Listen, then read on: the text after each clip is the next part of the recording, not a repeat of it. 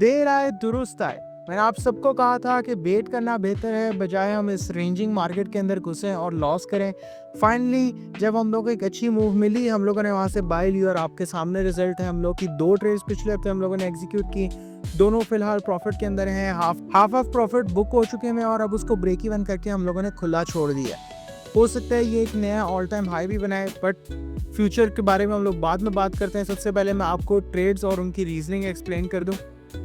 तो चलते हैं वीडियो की तरफ, स्टार्ट करते हैं छोटे से डिस्क्लेमर के साथ। ओके, तो ट्रेड्स एक्सप्लेन करने से पहले मुझे 4 आवर पे जाना पड़ेगा। 4 आवर के ऊपर अगर मैं आप लोगों को बताऊं तो यहाँ से हम लोगों का जो स्ट्रक्चर था वो बाय के अंदर कन्वर्ट हो चुका हुआ था इंटरनल। ठीक है, इसके बाद हम लोगों ने यहाँ से बाय लेनी थी और आप लोगों के सामने मोमेंटम बहुत कम था बाय का, लेकिन फिर भी मार्केट बाय में जा रही थी। अच्छा, यहाँ पे मेरी कोई ट्रेड्स नहीं है। ये इतना एरिया मैंने बिल्कुल कुछ नहीं किया, मैंने कोई ट्रेड नहीं ली, मैं सिर्फ बैठ के मार्केट देखता रहा हूँ। जब इसने 4 कंटिन्यूएशन दे दिया ना, मुझे था कि शायद अब ये रिवर्सल दे, बट मार्केट ने ऐसा नहीं किया। मार्केट ने क्या किया, कंटिन्यूएशन देने के बाद स्ट्रक्चर बहुत ज़्यादा ऊपर ले गई। जब ये इसने मूव कर दी तो ये चीज़ एक इंडिकेशन है कि मार्केट के अंदर बुलिश मोमेंटम आ गया। उसके बाद मैं चला गया M15 के अंदर और स्ट्रक्चर रीड करना शुरू कर दिया। आप M15 को देखें, प्रॉपर एक अप ट्रेंड यहाँ पे आपको नज़र आ रहा है। हम लोग को कितनी ऊपर की तरफ कंटिन्यूएशन मिली। तो जब ट्रेंड कंफर्म हो गया, हम लोग की डायरेक्शन क्लियर हो गई, अब हम लोगों ने ट्रेड लेनी थी। मैंने सबसे पहले यहाँ से ट्रेड ली एक ये कंटिन्यूएशन के, बट मेरा SL इसने यहाँ पे हिट कर दिया। कोई मसला नहीं, मैंने उसके बाद दोबारा इस रेंज तक मार्केट के आने का इंतज़ार किया और यहाँ से मैंने बाय ली। और ये बाय की रीज़न थी ये वाली कैंडल। ये आप लोग देख सकते हैं, ये बुलिश एंगल्फ कैंडल लगी हुई थी इस एरिया के बाद। इसकी वजह से मैं काफ़ी कॉन्फिडेंट था इस ट्रेड पे और ये ट्रेड मेरी बहुत अच्छी चली है।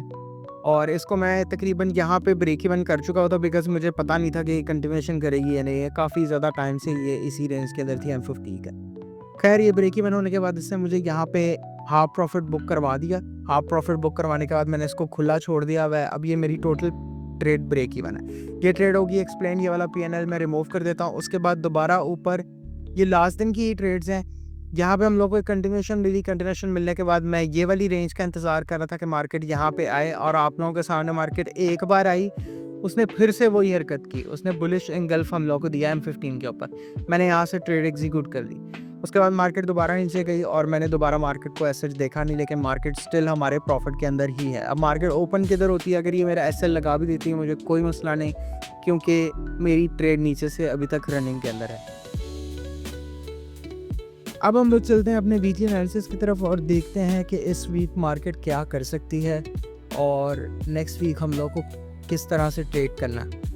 ओके, तो आगे चलते हैं और देखते हैं डेली टाइम फ्रेम के ऊपर क्या हो रहा है। डेली टाइम फ्रेम की अगर बात की जाए तो ये अब मार्केट हमारी वही क्रूशल एरिया में खड़ी है, जिस क्रूशल एरिया की मैंने लास्ट वीडियो में बात किया था। उसको ब्रेक तो इसने कर दिया, लेकिन एज ऑलवेज इसने पहले भी इस चीज़ को ब्रेक किया हुआ था। इस बार ये लास्ट ये वाली कैंडल को भी ब्रेक कर चुकी है। अब यहाँ पे 2 सिनेरियो हो सकता है। पहला सिनेरियो ये कि ये सिर्फ एक और लिक्विडिटी सीट थी और मार्केट ने नीचे जाना है, तो मार्केट नेक्स्ट हम लोगों को मंडे से ही गिरती हुई नज़र आ जाएगी। ठीक है, अब ये लाइन इतनी लंबी क्यों है, इसको छोड़ देना, अभी यहाँ तक रख देता है। ठीक है, सेकंड चीज़ के हो सकता है कि मार्केट सिर्फ यहाँ पे आए, एक छोटे टाइम फ्रेम का टेस्ट दे और यहाँ से ऊपर चली जाए। ठीक है, तीसरी चीज़ क्या हो सकती है कि मार्केट डायरेक्ट ओपन होते साथ ऊपर जाना शुरू कर दे और डेली के ऊपर हमें कंटिन्यूएशन दे दे, और इसका मतलब है कि हमारे पास एक ऑल टाइम हाई नया बन जाएगा। अब इन तीनों सिनेरियोस को हम थोड़ा सा डीप डाइव जाके देखते हैं। अब इन तीनों सिनेरियोस के ऊपर हम लोग बात करते हैं थोड़े से छोटे टाइम फ्रेम्स के अंदर जाके, ताकि हम लोग को एक क्लियर पिक्चर मिल सके कि मार्केट नेक्स्ट वीक क्या क्या कर सकती है।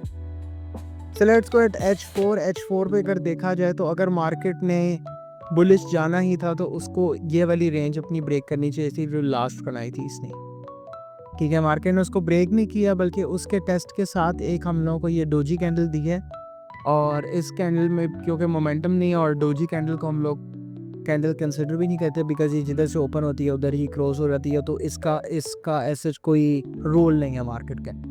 अब ये एक लिक्विडिटी सीप की तरह भी काम कर सकती है। ठीक है, H4 तो हमें बता रहा है कि मार्केट ऐसे जा सकती है और मार्केट शायद ऐसे भी जा सकती है।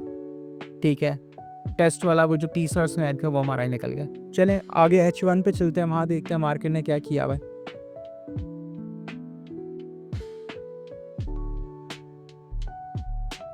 H1 की बात की जाए तो H1 के अंदर हम लोगों को बाय ट्रेंड देखने को मिल रहा है, ठीक है। और क्योंकि ये स्टिल बाय है तो हमारे पास ये 2 जोन्स निकलेंगे जिधर से हम लोग बाय ले सकते हैं।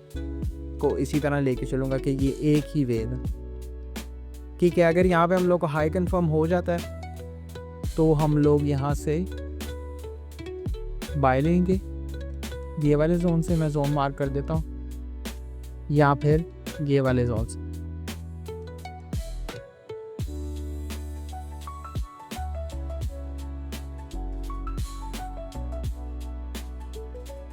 ठीक है,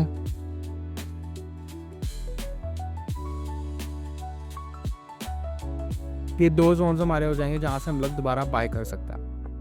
अब हम लोग चलते हैं M30 की तरफ, और M30 को देखें तो M30 की एक इंडिकेशन है कि मार्केट यहाँ से बेरिश जा सकती है। तो हम लोग यहाँ पे आपको एक ही सिनेरियो देते हैं, यहाँ से हम बाय नहीं होगा, यहाँ से अब सेल होगा। अगर ये जोन मार्केट ब्रेक कर जाती है, और ये छोटा ब्रेक नहीं हमें चाहिए, हमें एक अच्छा ब्रेक चाहिए यहाँ तक तकरीबन, तो हम लोग इसको सेल करेंगे। और सेल हम लोग उसको इस तरह नहीं करेंगे कि ये हमारी एक इम्पल्स एंट्री होगी, या इम्पल्स कैच करने के लिए हम लोग की एक सेल होगी। ये बस एक रिट्रेसमेंट वाली सेल होगी जब तक ये एक ट्रेंड नहीं बन जाता, तो इसको एक छोटी लॉट के साथ ही हम लोग मैनेज करेंगे। अगर M15 की बात करें तो अगर लास्ट स्ट्रक्चर को देखें वो आप लोगों के सामने कितना छोटा था, और उसके बाद जो हम लोग के पास इसके बाद जो हम लोग का नेक्स्ट स्ट्रक्चर बना वो इससे थोड़ा सा बड़ा था। इसका मतलब है कि ये बुलिश मोमेंटम दोबारा से रीगेन कर सकती है, और मार्केट के ज़्यादा चांस यही हैं कि मार्केट दोबारा एक रिट्रेसमेंट के बाद यहाँ से ऊपर चली जाए। अब वो रिट्रेसमेंट कहाँ तक हो सकती है मैं आप लोगों को वो लेवल्स बता देता हूँ। वो रिट्रेसमेंट यहाँ तक हो सकती है, या बिकॉज अब बहुत सारे लोग बाइंग के अंदर बैठ जाएंगे तो मार्केट यहाँ से रिवर्सल दे के अपने H1 के लेवल से भी हम लोग को बाय दे सकती है। तो आप लोगों ने रेडी रहना है, अगर H1 के लेवल से आपको कहीं से बाय मिलती है तो आपने उसको मिस नहीं करना, बिकॉज वो बाय एक बहुत अच्छी बाय होने वाली है। चैनल को सब्सक्राइब करना और बेल का आइकन क्लिक करना मत भूलिएगा, बिकॉज मैं हर हफ्ते आप लोगों के लिए इस तरह की एक अमेजिंग इंसाइटफुल वीडियो लेके आता हूँ जिसके अंदर आप लोगों को पता चलता है कि मार्केट को हम लोगों ने नेक्स्ट वीक किस तरह से ट्रेड करना है।